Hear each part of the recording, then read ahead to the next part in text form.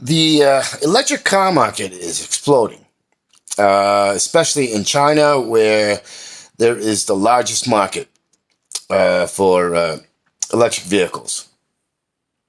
Europe is going to see a flood of electric vehicles, and a lot of them are from China. China has 300 plus um, electric vehicle companies. Um, but here's the problem, and this is set by BYD. BYD is started out as a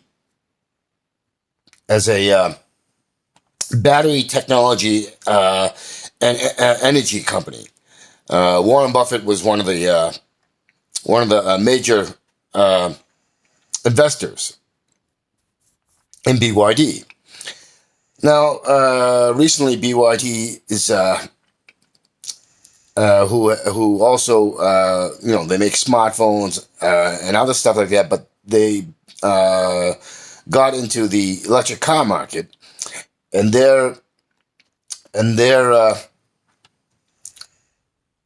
their sales as well as pre-orders is exploding, and and BYD's had to raise their prices because they can't produce their batteries. And BYD is one of the is probably the top leader in lithium phosphate battery technology, which a lot of companies, not just electric car companies, but uh, you know smartphones and computers are and other energy such as home base stations for battery backup power, which BYD does, like Tesla does.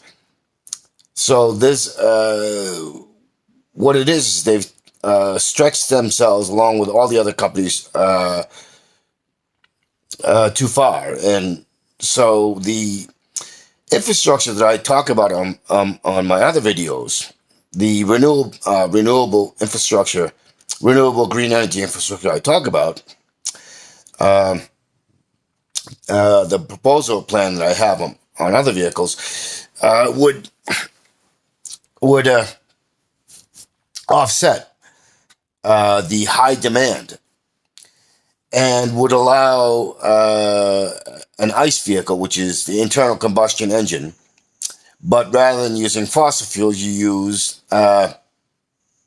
use methane slash natural gas. Methane and natural gas is the same thing, uh, and so and propane, as a matter of fact.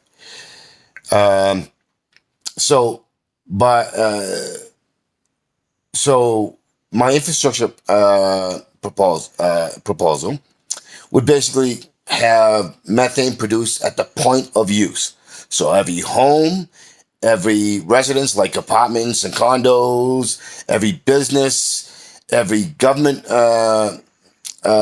building, every public grounds would, uh, and as well as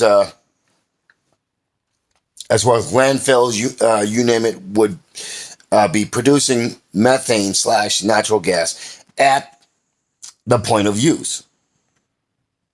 Tie that uh, uh, all together to collect the to use and collect the methane uh, through a through use of a septic system, a modified septic system, which with bacteria, there's bacteria that's used in septic systems, which breaks down uh, the biomass rather quickly and efficiently, and produces methane. More, in fact, than how nature would do it. So every home, every business, every condo, apartment, and so on and so forth, would have these modified septic systems, which also has an auger system.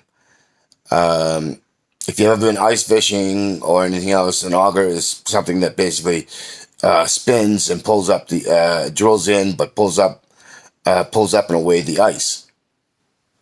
And the auger system would be to take away, would initiate when there's a certain level of broken down biomass, to pull it out of the septic system and into a separate chamber where it can be either burned or brought up and basically tossed around into the environment, so that further they can be further breaking down or burned to create more energy.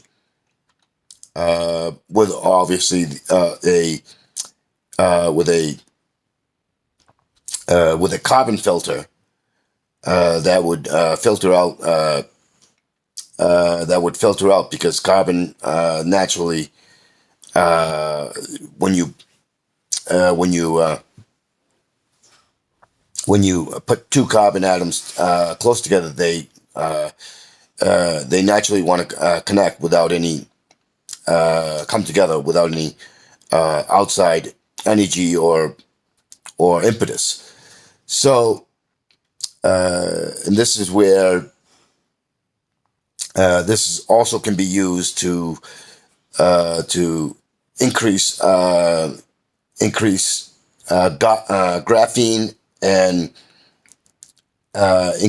you could make graphene and carbon nanofibers from this process as well.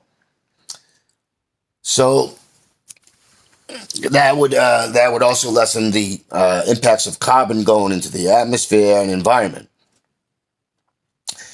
Uh, so, and then you add in all of the other renewable green sources,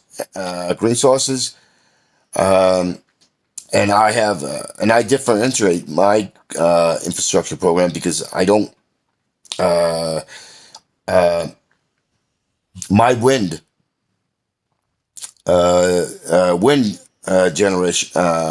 electrical generation. Uh, I apply sail. Uh, Sails can move tonnage. Uh, so, uh,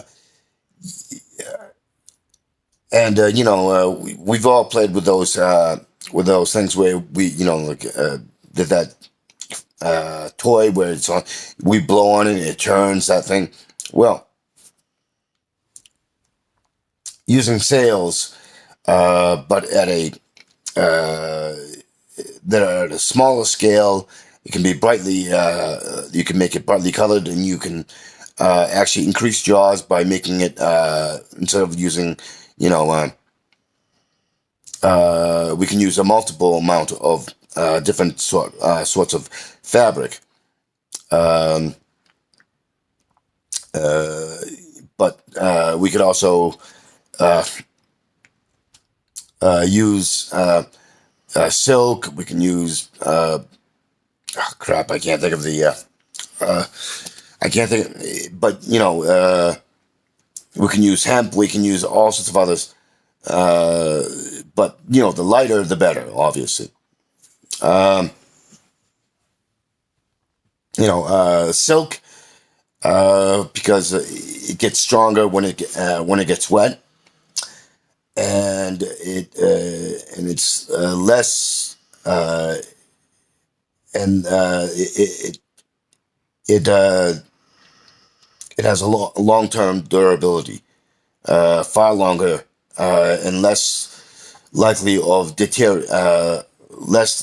of quicker deterioration uh, of the material. But and the other one is, rather than using uh, rather than the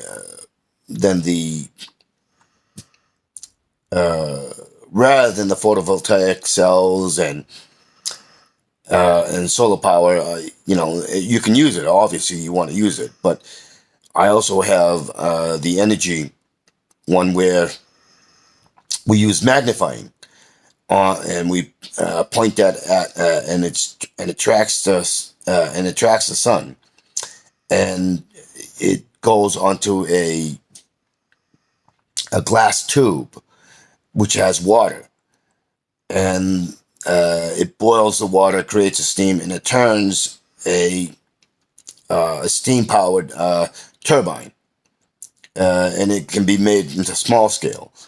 Uh, so there are several different things which uses the established conventional green energy solutions, but also with some more creative applications, such as the ones that I just mentioned. So, doing this, we can produce, and the methane can be used that we produce at the point of use. The methane can be used for heating, cooking, uh, and also producing methane for use in ice vehicles. And so you can have hybrid versions, and methane breaks down, doesn't is has far less releases far less carbon and other uh, hydrocarbons that fossil fuels and other hydrocarbon energy sources puts out. And this would actually give just about any country uh, energy, indigenous domestic energy sovereignty.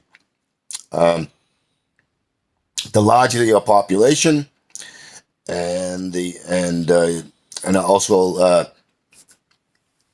and also the and also the natural the biosphere, um, so on and so forth, will contribute to the production of methane slash natural gas at the point of use. This uh, this means that China and India and Indonesia, who have a billion or over a billion in population, will produce far more methane slash natural gas at the point of use, and they can therefore that eliminates fracking and drilling and all that other stuff, and it's completely renewable. Uh, it's completely renewable and so on and so forth, and doesn't need to you don't have to spend money on exploratory and drilling and mining and all that other stuff for all this, and eliminates the harmful practices of fracking, where you're using water and benzene and all sorts of other uh, toxic things. So companies like BYD and others, and other companies, it doesn't matter where, well, going to alternative energy sources, uh, should, along with their countries, be investing into the infrastructure I was just talking about, and because it would have immediate impacts on mitigation, and bring about uh, a carbon neutral future, and we can uh, we can also utilize one of the biggest contributors to uh, to uh, to climate collapse, and that is methane getting into the atmosphere, because methane has a bigger impact, uh, you know, than carbon monoxide and CO2 and so on and so forth. So uh, why not use it and limit it escaping into the atmosphere by doing this, while at the same time supplying us with an important energy source that uh, methane and natural gas is far more efficient than fossil fuels and other hydrocarbons that we're currently using, and breaking it down and using it doesn't put in all the uh, doesn't make a byproduct of hydrocarbons and carbons that contribute to climate collapse. So it's a win-win, and China, who has demonstrably demonstrated the ability to rapidly build infrastructure, such as a bridge, uh, the in the Big Dig, they made that big suspension bridge, which took years and years to build. China built something like that, but longer and bigger, within like 48 hours. So and it didn't cut back on the quality of the build, or the or any of the any other concerns. Uh, and that was quite some time ago, and it's probably a higher quality than the bridge in Boston, which was put up during the Big Dig.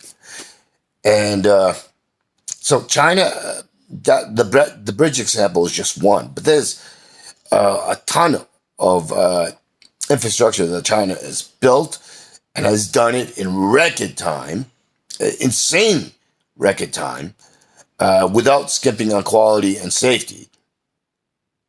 So uh, China could teach us how to do that, and so China is fully capable of implementing this infrastructure I speak of, and it would bring energy sovereignty. Not only that, and a surplus of energy which they could then sell outside. And India could do the exact same thing if they cooperated with China and cooperated with the experience of uh, Chinese infrastructure building companies and expertise. Uh, Indonesia could also do it. It's like, uh, but that also would include Europe, Russia, United States, Canada, you name it. Uh, as I said, this could be done in a within a short 5 years, and we could be all carbon neutral and energy sovereignty everywhere on the planet. And so if you're if you want if you want if you want to address climate collapse and environmental collapse and the collapse of biodiversity and so on and so forth, and you want immediate rapid change, we need to push for this. And I'm not talking out of my ass, and I'm not giving hyperbole, and I'm not trying to con people. This is I've invested time, energy, and research looking into this, and there's scientific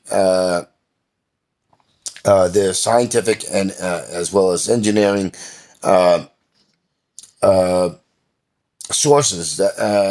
sources to what I'm talking about. This isn't some make believe or sci-fi. These are stuff that we can do right now using a combination of new and old technology and techniques. So there you have it. Uh, a solution which will have immediate impacts. And the other thing is that because everybody is contributing to the production of energy, uh, you know, this means we get to control it. We get a say. We get to say, and it decommodifies energy uh, because we're placing it in each and every one of us are contributing to the production of energy at the point of use, and and you can include water into this infrastructure using a uh, parallel infrastructure to the energy infrastructure tied in where we have substations that like in a town. Let's say you have a town that's 5 square miles, right? You would have these substations which collect, reroute, automatically, and so on and so forth, and store the excess energy as well as the methane and electricity and all that, and also regulates how much energy is produced. What is It's like we can combine it all together. So and they would and a town the size I just talked about, they would have you would have like a dozen or more of these substations, which are close to your neighborhoods, you know, so that they can collect. And these substations would be a combination of underground and above ground, because you can apply uh, other technologies such as gravity siphon, kinetic gravity siphon energy production, which will utilize water uh, and water as a hydraulic driver. Um, uh, and there's other stuff that I talk about in my other videos. These creative techniques which aren't talked about and you don't hear about, but is out there. And there's scientific as well as actual real world models and applications that have actually used these sort of stuff, but you won't hear about it. And this is the sort of stuff that I like to pay attention to. And these are the sorts of things I put together. And this is why I'm against patent rights and trademarking and all that other stuff, because you're taking something that should be used collectively, and and the ideas have come from people who have an interest in it, but their interest drove them to research and look into it, and it's been and others have come out, whether it's from really old technology that's been around for thousands of years, or hundreds of years to uh, to more recent but still established techniques and technology and applications. So it's not like they came they had an epiphany. Oh, I came up. No, just about everything that we have didn't just come out of nowhere. It's like uh, you know our landmines. For instance, landmines and sea mines. The Chinese came up with that centuries ago using clay jars. With flammable or explosive flammable uh, uh, resins and other stuff, you know, which the West utilized. They came up with the gun. They came up with gunpowder. But this isn't just an example of Chinese. The Hawaiians actually came up with the idea of a submarine. You know, uh, our uh, uh, the alphabet that we used in in the West, in the English speaking, uh, well, actually not just the West, but everywhere. It's the alphabet was a was a uh, crap. What the hell was it? It's one. It's from one of those ancient Middle Eastern, what we call Middle East empires. You know, crap. Today it's known as Iran, but before it was before it became Iran, it was uh, crap. I can't think of it. But examples like this pop up everywhere. There was techniques and technologies that the indigenous use, such as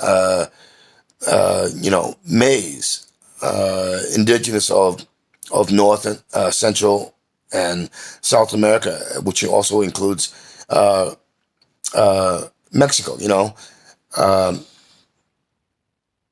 so we don't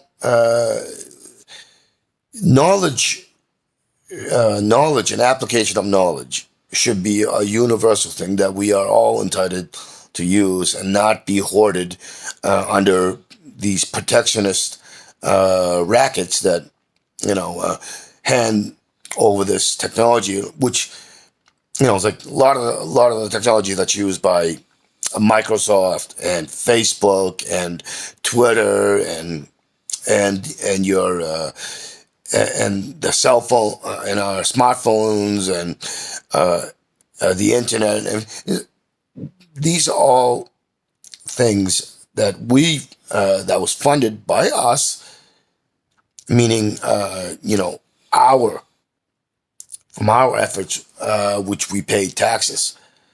Uh, you know, and they got controlling, and Zuckerberg and Bill Gates got controlling monopoly rights to do as they please with it. So, and this is a common thing in the West, and so uh, the pharmaceutical companies do it and get this controlling rights, which actually the UN has this monopoly enabling so-called laws and rules and statutes. It's just criminal, you know. So basically, what I'm talking about is we put the effort, we put the intellect, we put the creativity, and then these criminals end up getting control of it, which is why I don't like patents or trademarking, because trademarking is basically the reverse. You know, you can trademark a word or a name, and so it's like that's basically you know, if you're one of these if you're one of these people of free speech warriors, then you should be against trademarking, absolutely against it, because it is the antithesis of uh, of of free speech. You know, uh, and that bleeds into a lot of stuff. You know, plagiarism. It's like we all plagiarize because taking we're all taking information and and efforts that have been done by a multitude who built up uh, the knowledge base and ideas. And it's like, so we're all plagiarists. Uh, you know, uh,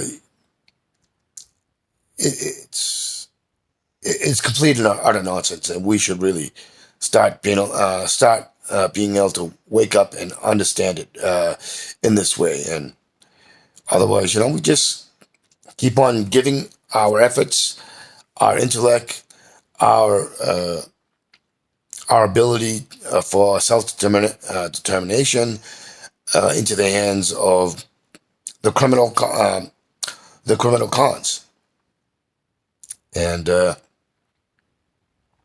then we get angry, then become violent, and then we become very narrow focused, and uh, we become uh, suspicious, and we become narrow in focus, and we use violence against everything. You know, force becomes might becomes right. You know, and that's no way to have a society. That's no way to live. That's not living. That's